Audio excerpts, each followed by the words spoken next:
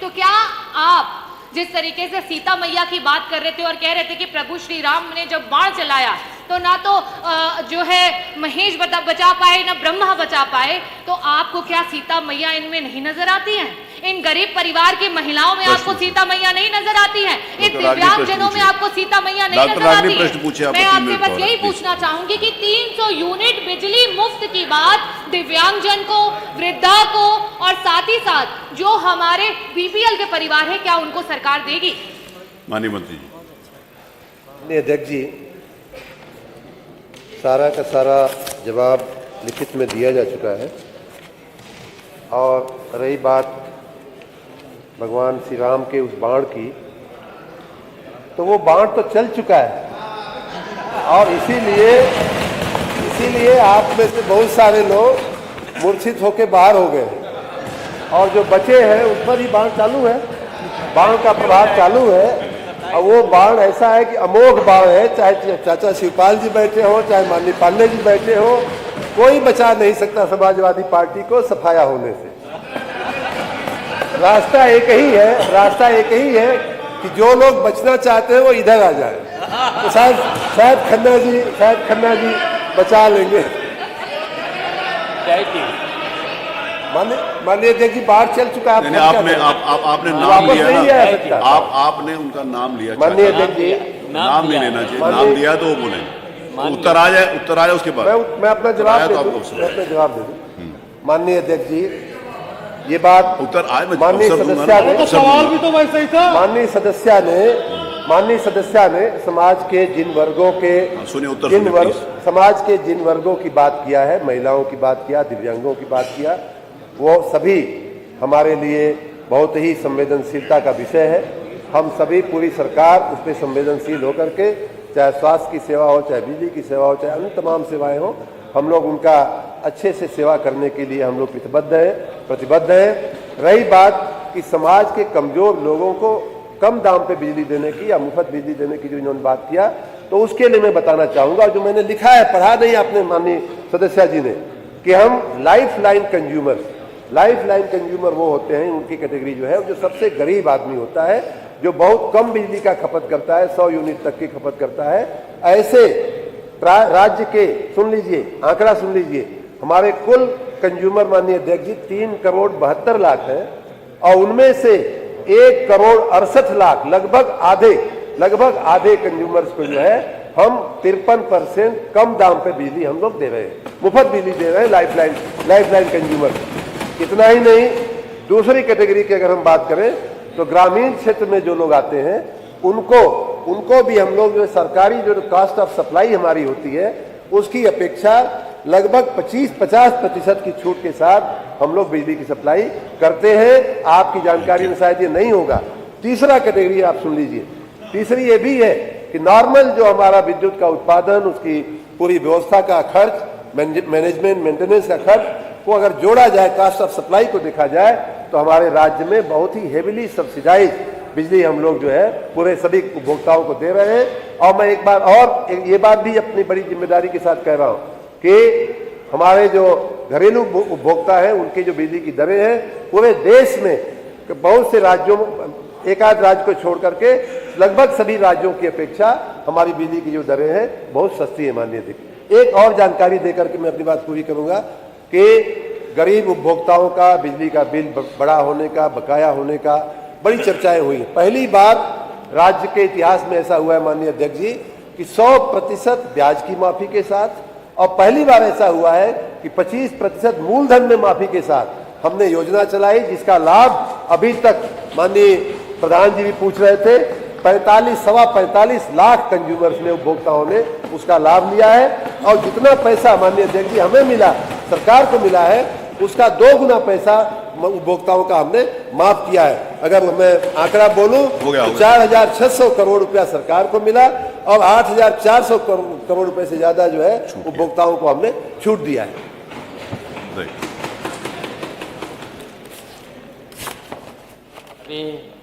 तो बाढ़ की बात करेंगे क्या? हाँ, बाढ़ की बात। अभी विद्युत मंत्री साहब से मैं सुन रहे थे कि 17 से पहले कोई काम ही नहीं हुआ है। और नहीं, उन्होंने कहा काम नहीं, उन्होंने कहा हुआ है, उसके बाद ये जोड़ा है। उन्होंने कहा 10 लाख हुआ है, उसके बाद 8 लाख जोड़ा है, ऐसा बोला। ये नहीं बोला और कि काम नहीं। मंत्री जी ने इतना मैं सुन रहे, शुरू से ही सुन रहे, बहुत असत्य बोलते हैं और बहुत ज़्यादा बोलते हैं।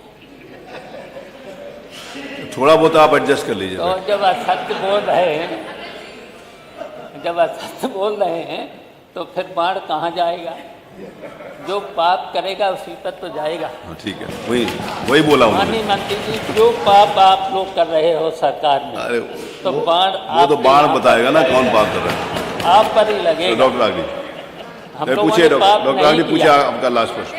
एक अनुपूरक डायरेक्ट लोगों ने पूछे। कोई चाचा पाप बैठिए, नहीं किया। चाचा नहीं, सॉरी, माननीय शिवपाल जी बैठिए, सॉरी। 9 साल में जो माननीय शिवपाल जी आपको दे दिया, प्लीज बैठिए, प्लीज बैठिए।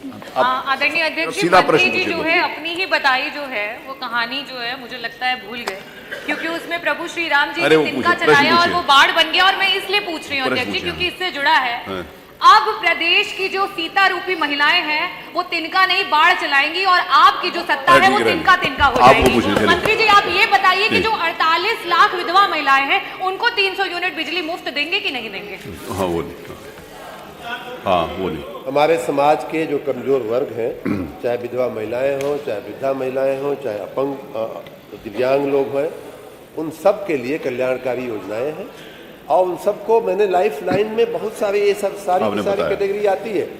और ये मैं तो कहूँगा कि ऐसे लोगों को डॉक्टर साहब लोग भी मुफ्त में दवाई करें। उनमें ऐसे गरीबों डॉक्टर साहब लोग, मैं माननीय स्वास्थ्य मंत्री जी से कहूँगा कि कोई ऐसा कोई जियो निकालिए कि डॉक्टर साहब अगर वो- मैं तो मुफ्त में ही करती हूँ और 100 यूनिट पे 50 रुपया टैरिफ, वही 101 रुपया पे 90 रुपए टैरिफ। अरे मंत्री जी क्या बातें डॉक्टर कर आर के रहे हो वर्मा, आप? डॉक्टर आर के वर्मा प्रश्न संख्या 7, डॉक्टर आर के वर्मा। आपने बिजली के प्रश्न पर अनुपूरक करने की अनुमति दी, आपको इसके लिए बहुत बहुत आभार। महोदय, प्रतिदिन जलने वाला बिजली का ट्रांसफार्मर पूछ रहा है भारतीय जनता पार्टी की सरकार से। प्रतिदिन जलने वाला बिजली का ट्रांसफार्मर पूछ रहा है भारतीय जनता पार्टी की सरकार से कि मैं कैसे जला, मैं कैसे जला, ओवरलोड से जला हूं। पूछ रहा है कि ओवरलोड से जला हूं या घटिया सामग्री से जला हूं, ओवरलोड से जला हूं या घटिया सामग्री से जला हूं, या कमीशन की आग से जला हूं, या कमीशन की आग से जला हूं, पूछ रहा है। मानव राज उत्तर प्रदेश की जनता मंत्री जी के लिए कह रही है कि मंत्री जी के भाषण में करंट 1000 वोल्ट का, मंत्री जी के भाषण में करंट 1000 वोल्ट का और जनता के घर पहुंचे अंधेरा कोल्ड स्टोर का। मानवर ये उत्तर प्रदेश की जनता का राज, उत्तर प्रदेश की जनता मंत्री जी आपसे पूछ रही है कि उसकी बस्तियों में लगा हुआ ओवरलोडेड ट्रांसफार्मर आप कब उच्चीकृत कराओगे? उत्तर प्रदेश की जनता पूछ रही है कि उसकी बस्तियों में लगा हुआ जर्जर विद्युत तार कब बदलवाने का काम करेंगे? उत्तर प्रदेश की जनता पूछ रही है कि उसकी गांव में जो बांस बल्लियों से जो लाइन बनाई गई है, विद्युत तार खींचे गए हैं, केबलें खींची गई है, वहां पर आप विद्युत लाइन बनाने का काम कब तक करेंगे? मान्यवर, जो आपकी विजिलेंस कंपनी के लोग जाकर के उपभोक्ताओं का फर्जी वीडियो बना करके अपना फोन नंबर दे करके थाने में बुला करके रिश्वतखोरी करने का काम कर रहे हैं, उन पर लगाम लगाने का काम कब करेंगे? यह उत्तर प्रदेश की जनता पूछ रही है।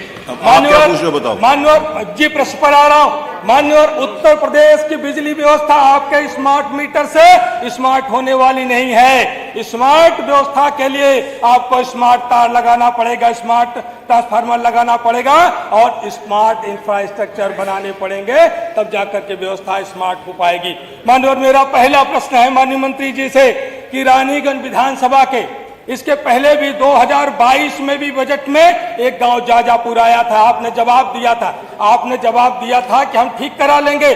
5वां अंतिम बजट आपने पेश कर दिया, लेकिन जाजापुर सहित रानीगंज विधानसभा की सभी बस्तियां जो अभी तक अधूरी विद्युतीकरण में है, जहां पर भी बिजली के तार नहीं पहुंचे हैं उन बस्तियों में बांस बल्ली हटा करके विद्युत लाइन कब तक बनाने का काम करेंगे।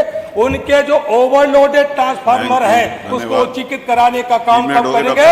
और माननीय प्रयागराज प्रतापगढ़ के अधिकारियों को निर्देशित कर देंगे, कुछ समस्याएं हैं बिजली के बिलों की, मैं उनसे बात करके उनका समाधान कराने का काम कर सकूंगा, तब जनता का हित होगा। धन्यवाद। माननीय मंत्री जी, ट्रांसफार्मर भी बोलने लगा। अब आप बताएंगे उनको क्या पूछना है, बताओ। माननीय अध्यक्ष जी, अब चूंकि चाचा जी ने हमको टोका है, अरे वो पिछले चला गया, रिमाइंड में मत जाइए, आ गया, इसलिए तो आप इन्हें पहले उंगली करिए। मैंने भी सोचा कि मैं खाली सत्य कहूंगा, सत्य के अलावा कुछ नहीं कहूंगा। और सत्य ये है माननीय अध्यक्ष जी, सत्य ये है अब ये सत्य तो सुन लीजिए। प्रश्न का वो उसमें टाइम संसद के सदस्य का जब पद ग्रहण किया तब खा चुके और असत्य अभी बोल रहे। चलिए वो कोई बात नहीं, चलिए। सत्य ये है माननीय अध्यक्ष, प्लीज 2017 में राज्य में कुल उपभोक्ता थे 1,80,00,000। आज कुल उपभोक्ता है 3,72,00,000, 2 गुना से ज्यादा। 2017 में, सत्य है, आप सुनिए, ये बताइए, अच्छी बात। 2017 में पंजीकृत मजरों की संख्या थी 1,28,494, आज है 2,49,818 और उसमें भी 25,000 मजरे अभी भी विद्युतीकरण के लिए हम लोगों ने सर्वे, जैसा मैंने कहा, काम चालू है। आप सभी जागृत अपनी जनता को करके करवा लें। हमारा जो तकनीकी और वाणिज्यिक हानियों की बात थी, इनकी आधी हुई है। 2017 में 37-38% हुआ करती थी, आज 19% हुई है। और एक और अच्छी खबर मैं इस माननीय सदन को, माननीय अध्यक्ष जी, आपकी अनुमति से देना चाहता हूं कि हमारे अभी हाल में भारत सरकार के स्तर पे एक इंटीग्रेटेड सर्वे हुआ है, एक इंटीग्रेटेड रेटिंग हुई है हमारे 5 विद्युत वितरण कंपनियों की। उन सब की रेटिंग में ऐतिहासिक सुधार हुआ है, सभी की रेटिंग में ऐतिहासिक सुधार हुआ है। अब रही बात ट्रांसफार्मर जलने की, माननीय मुकेश वर्मा जी ने कुछ स्पेसिफिक बातें किया है, हमको आप लिख के दे देंगे तो मैं उन्हें अवश्य दिखवा लूंगा। लेकिन जहां तक ट्रांसफार्मर जलने की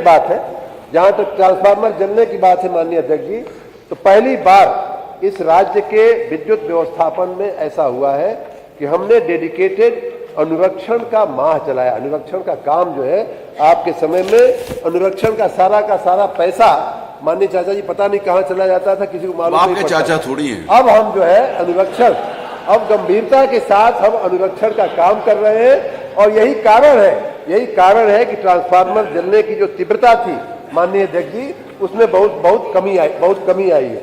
अनुरक्षण का परिणाम ये रहा है, मैं आंकड़े के साथ बता सकता हूं कि पावर ट्रांसफार्मर, 3 साल का ही मैं बता रहा हूं, पावर ट्रांसफार्मर की जो जलने की तीव्रता थी वो 2023-24 में लगभग 4% ट्रांसफार्मर जलने की तीव्रता थी। आज वो घट के, माननीय अध्यक्ष जी, 1% से भी कम हो गई है, 0.75 हो गई।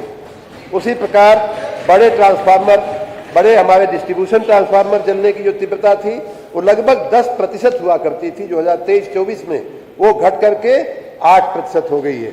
और 100 kVA के अधिक क्षमता वाले 14% हुआ करती थी ट्रांसफार्मर जलने की जो तीव्रता थी, वो घट करके आधी हो गई है, लगभग 6% हो गई। तो ट्रांसफार्मर जलने की तीव्रता कम हुई है, पहली बात। दूसरी बात कि ट्रांसफार्मर्स की रिपेयरिंग करने की जो हमारी 91 वर्कशॉप है, कार्यशालाएं हैं, उनको हमने हिदायत दिया है कि अगर 8 घंटा शहर में और 48 घंटा नगर गांव में अगर इससे ज्यादा समय लगता है तो हर ट्रांसफार्मर के पीछे किसी न किसी कर्मचारी को दंडित किया जाएगा, उसको क्षमा नहीं किया जाएगा। ऐसा कहीं भी अगर आपके ध्यान में आती है बात तो हमारे ध्यान पे लाइएगा। रही बात माननीय अध्यक्ष जी, जब डिमांड बढ़ती है, इनके समय जो डिमांड हुआ करती थी 12,000-13,000 मेगावाट हुआ करती थी, इन्होंने इंफ्रास्ट्रक्चर पे काम नहीं किया। हमारा अनुरक्षण की वजह से हमारे ट्रांसफार्मर अच्छे हो रहे हैं। हमारे ट्रांसमिशन कंपनी को अभी 2 महीना पहले भारत सरकार का एक सर्वे हुआ था, उसमें पुरस्कार मिला है, best transmission company of the country. इस तरह से हम लोग काम कर रहे हैं। किसी भी क्षेत्र में डिमांड बढ़ रही है, ये बात सही है। डिमांड हमारी आपके समय की 2.5 गुना हुई है। आपकी 12,000 मेगावाट हुआ करती थी पीक डिमांड, आज हमारी 31,000 हुई है। उसके चलते ये सारे इंफ्रास्ट्रक्चर पे दबाव पड़ता है, भार बढ़ता है, लेकिन हम उसका अनुरक्षण करते हुए, आपको अपग्रेड करते हुए हम लगातार उसे बेहतर बनाने का डॉक्टर एच.एन. सिंह पटेल, प्रश्न संख्या 8। मैं इस सदन में एक ऐसे विषय को लेकर खड़ा हुआ हूं जो किसी दल या विचारधारा का नहीं, बल्कि सीधे सीधे प्रदेश के अंतिम व्यक्ति तक पहुंचने वाले विकास की बात है। यह केवल बजट का विषय नहीं, यह जनता के भरोसे, लोकतंत्र, संवेदनशीलता और विकास की ईमानदारी का विषय है। विषय है क्षेत्रीय विधायक विकास निधि पर लगाया जा रहा जीएसटी। माननीय अध्यक्ष महोदय, विधायक निधि कोई विशेषाधिकार नहीं है, यह जनता के टैक्स से बनी वह निधि है जिसे जनता पर ही खर्च होना चाहिए। जब कोई बुजुर्ग टूटी सड़क की शिकायत करता है, जब कोई माँ स्कूल की जर्जर छत की चिंता करती है, जब कोई किसान नाली पुलिया की मांग करता है, तो उसकी उम्मीद सरकार के बजट के बड़े बजट के पहले